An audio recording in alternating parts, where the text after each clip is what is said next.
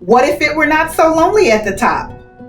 It's a question I ask myself when I read headlines like, the executive director job is impossible, or stats like half of CEOs feel lonely.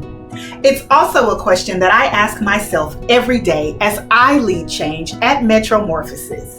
My work at MetroMorphosis is about empowering people and helping them bring about change in their communities. And I don't do it alone. I lead alongside Raymond Jetson, a former state legislator and Baptist preacher turned nonprofit veteran.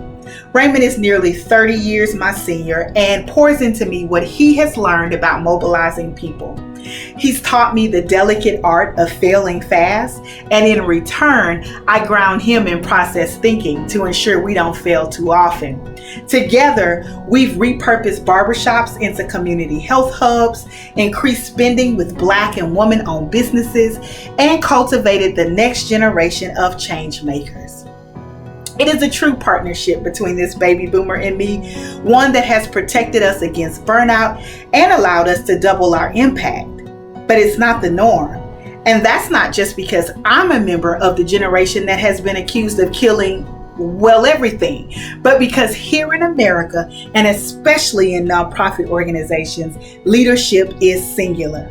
It is embodied by this lone person wearing many hats, tackling really tough challenges and maybe surviving, but definitely not thriving.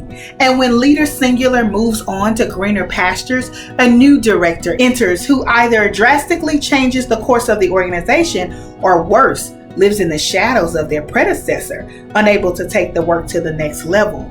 It is an awful, costly, and mentally damaging cycle, but it's a cycle that we can break. Intergenerational co-leadership pairs members of different generations in leadership positions at organizations committed to equitable change.